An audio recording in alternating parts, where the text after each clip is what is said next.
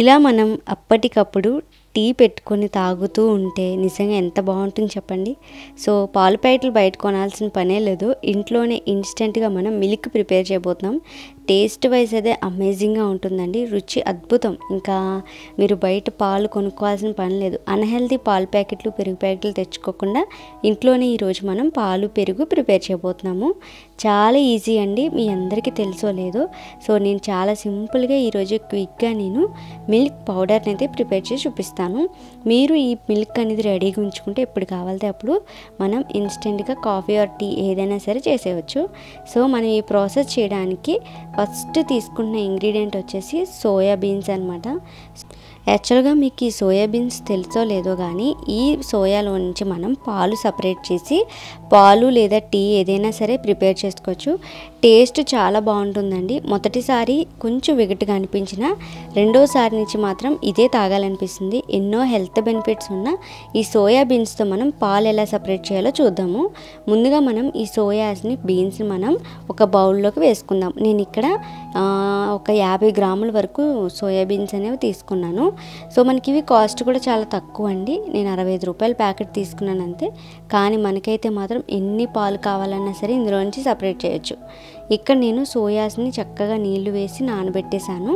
మనకి ఇది ఒక 2 అవర్స్ 3 అవర్స్ ఖచ్చితంగా ఎక్కువసేపు నానబెడితేనే పొట్టు అనేది కూడా వస్తుందండి. పైన పొట్టులా ఉంటుందన్నమాట. మనకి 4 అవర్స్ 3 అవర్స్ అయితే మాత్రం తక్కువ టైం అని చెప్పొచ్చు. ఓవర్ నైట్ మొత్తం అంటే 12 అవర్స్ వరకు నానబెట్టేయండి. ఖచ్చితంగా ఇది తొందరగానే నానిపోతాయి, కానీ పొట్టు ఊడడానికి టైం పడుతుంది అనమాట. అందుకని నైట్ నానబెట్టేసేయండి. 12 అవర్స్ ఉండేలా చూసుకోండి. ఇలా మనం చేతితో ఇలా స్క్వీజర్ చేస్తూ ఉంటే మనకి గింజ నుంచి పొట్టు సపరేట్ అవుతుంది. అసలు మిస్టేక్ చేయొద్దు. నేను ఎందుకు చెప్తున్నానో అర్థం చేసుకోండి. పొట్టు మొత్తం బాగా సపరేట్ అయిపోవాలి. కొంచెం చేతులు నొప్పట్టినా కానీ మొత్తం సపరేట్ చేసుకోవడానికి ట్రై చేయండి. చేతితో గట్టిగా స్క్వీజ్ చేసుకుంటూ వెళ్తే మనకి పొట్టు మొత్తం సపరేట్ అయిపోద్ది అనమాట. అలా సపరేట్ అయ్యి 2 భాగాల కింద అయినా ఈ పప్పు మొత్తాన్ని కూడా మిక్సీ జార్లో వేసేసి కొద్దిగా నీళ్లు వేసుకుంటూ మెత్తని ప్యూరీలాగా మనం ముద్దలాగా మిక్సీ చేసుకోవాలన్నమాట. ఇందులో బోలెడన్ని పాలు ఉంటాయండి. ఈ పాలన్నిటిని మనం స్క్వీజ్ చేసుకోవాలి కదా. వడకట్టి కానీ ఏది యూజ్ చేయకుండా చక్కని క్లాత్ అనేది తీసుకోండి.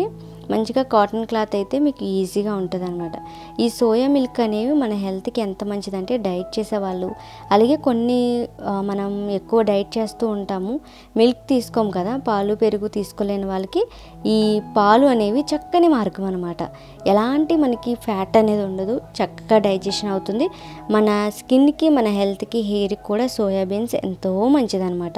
పాలు తీసుకోకూడదు పెరుగు తీసుకోకూడదు అని నిబంధన పెట్టుకునే వాళ్ళకి ఈ పాలు అనేవి చక్కని మార్గం అండి.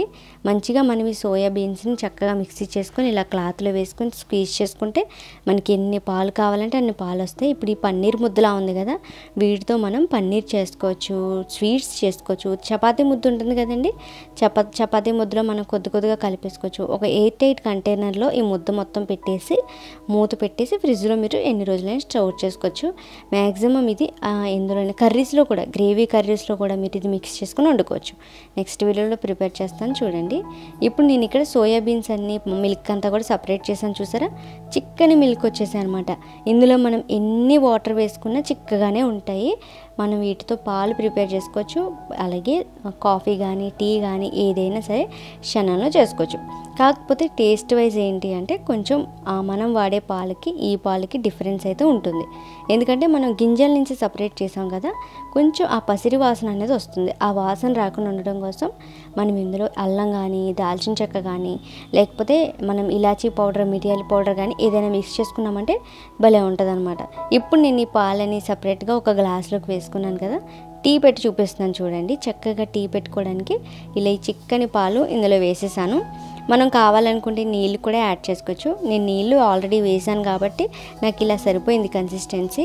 ఈ గ్లాసుడు పాలు మనం ఒక గిన్నెలోకి వేసుకొని కొంచెం వేడి చేసుకోవాలి. కొంచెం వేడైన తర్వాత ఇందులో మనం డైరెక్ట్గా షుగరు పంచదార అన్నీ వేసేయచ్చు. విరిగిపోవడం అలా ఏముండదండి, చక్కగా మనకి లైట్గా మరుగుతూ వస్తుంది. ఇంకొకటి ఏంటో చెప్పనా, మనకి ఇది కార్న్ఫ్లోర్ లాగా గడ్డ కట్టే విధానం చేస్తుంది అనమాట. అందుకని మనం ఏం చేయాలంటే వీటిని హై ఫ్లేమ్లో పెట్టి అసలు బాయిల్ చేయకూడదు. ఈ మిల్క్ని మిడిల్ ఫ్లేమ్లో నేను పెట్టాలి, లేకపోతే లో ఫ్లేమ్లో పెట్టుకుంటూ అడ్జస్ట్ చేసుకుంటూ మరిగించుకుంటూ ఉండాలన్నమాట. హై ఫ్లేమ్లో పెడితే మాడిపోద్దండి. మనం వాడే మిల్క్ కన్సిస్టెన్సీ వేరేగా ఉంటుంది, ఈ మిల్క్ కన్సిస్టెన్సీ వేరేగా ఉంటుంది. టేస్ట్ వైజ్ కూడా డిఫరెంట్గా ఉంటుందండి. కానీ అలవాటైతే మాత్రం వదిలిపెట్టరనమాట. అంత పుష్టి అండి బాడీకి, ఎలాంటి ఫ్యాట్స్ ఉండవు, అలాగే టేస్ట్ బాగుంటుంది కాబట్టి వాడచ్చు. సో ఫస్ట్ టైం తీసుకునే వాళ్ళు మాత్రం ఆ పొట్టు మొత్తం కూడా పోయే విధంగా కడగండి, ఓకేనా. ఇప్పుడు ఈ మిల్క్లో మనం పంచదార, షుగర్ వేస్తాము. ఏదైనా కూడా మీరు మిడిల్ ఫ్లేమ్లో పెట్టుకొని ఈ పాలు అనేవి మరిగించుకోండి. టోటల్గా మనకి పాలు అంతలా మరగవు, టైం అనేది తీసుకుంటుంది. కాబట్టి దగ్గరే ఉండి కలుపుకుంటూ మీరు ఇక్కడ షుగర్ కానీ, ఖచ్చితంగా ఇందులో ఫ్లేవరబుల్గా ఇలాచీ పౌడర్ వేసుకోండి. ఆ వాసన అనేది మీకు కొంచెం బాగుంటుంది అనమాట. ఫస్ట్ టైం తాగే వాళ్ళు ఏం చేస్తారంటే ఆ పొట్టు మొత్తం పోయే విధంగా కడగండి. నీట్గా కడగకపోతే వికారం వస్తుందండి, కొంచెం ఎగుటుగా కూడా ఉంటుంది. కాబట్టి నీట్గా పొట్టు మొత్తం కడిగేసి ఇలాచీ పౌడర్ వేసుకొని టీ పెట్టుకోండి. రుచి చాలా బాగుంటుందండి, కమ్మగా ఉంటుంది అనమాట. మనం పాల ప్యాకెట్లు తెచ్చుకునేటప్పుడు ఆ టేస్ట్ వేరేగా ఉంటుంది, ఈ టేస్ట్ ఏదైనా డిఫరెన్స్గా ఉంటుందని గుర్తుంచుకోండి. కానీ సోయా మిల్క్ గురించి తెలిసిన వాళ్ళు మాత్రం ఈ ప్రాసెస్ అనేది బాగా నచ్చుతుంది అనమాట. మనం కొంచెం అల్లం తురుము వేసుకుంటే ఇంకా భలే గమ్మత్తుగా టేస్ట్ బాగుంటుంది అనమాట. నేను చక్కగా ఇలాచీ పౌడర్, మిరియాల పౌడర్ కలిపి పెట్టుకున్నాను అనమాట బాక్స్లోను. అది వేసాను కదా, రుచి బాగుందనమాట, చాలా టేస్ట్గా ఉంది. అండ్ మాకు అలవాటు అయిపోయింది మా ఇంట్లోనూ. రోజు మార్నింగ్ లేచిన వెంటనే ఇలా ఒక డ్రాప్ తాగుతూ మన బాడీకి ఎంత మంచిదంటే చాలా మంచిది. సోయా మిల్క్ ఏంటంటే నేను అబ్జర్వేషన్ చేసింది, ఏదైనా తిని తాగితే బాగుంటుందండి. పరగడుపునే తాగుతుంటే కొంచెం వికారంగా వస్తుందన్నమాట. ఏదైనా తిని తాగితే మంచిది.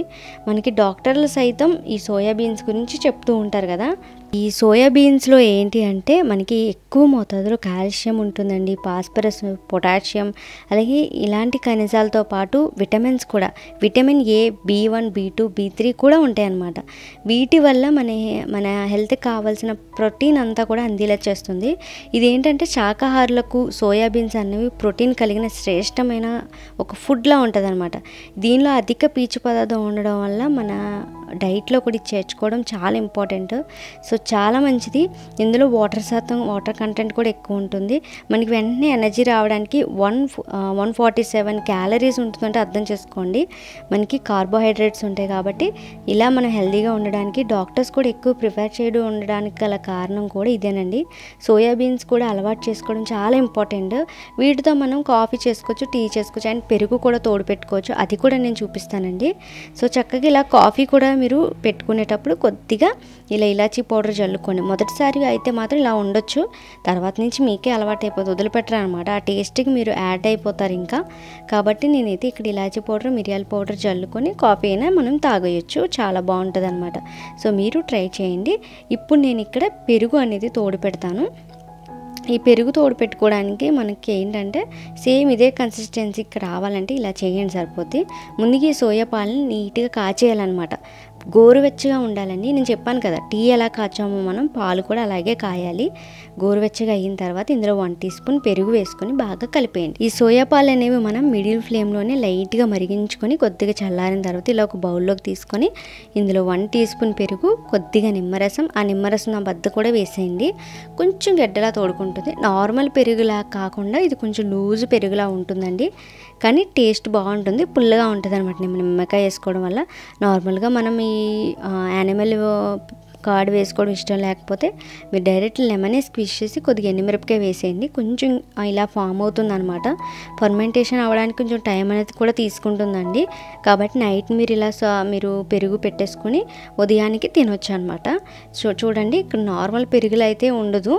మనం గడ్డ పెరుగులా కావాలనుకుంటే మాత్రం రాదండి, ఇలా కొంచెం నీరులాగే ఉంటుంది, కానీ టేస్ట్ బాగుంటుందండి. ఇలా కూడా తోడుకోదు చాలాసార్లు, కానీ మనం ట్రై చేస్తే అవుతుంది. నేను చెప్పిన ఈ టిప్ అనేది ట్రై చేయండి. కొద్దిగా నిమ్మరసం వేసేయండి, అలాగే మామూలు పెరుగు కూడా వేసుకోండి. సోయాబీన్స్ ఎన్ని విటమిన్స్ ఉన్నాయి, ఎన్ని పోషకాలు ఉన్నాయి మనం ఆల్రెడీ తెలుసుకున్నాము. పెరుగు, పాలు, కాఫీ కూడా ఇట్టే వేసుకొని తాగేసాము, తినేసాం కూడా. సో నేను ట్రై చేశాను, మీరు ట్రై చేయండి, తప్పకుండా మీకు నచ్చుతుంది.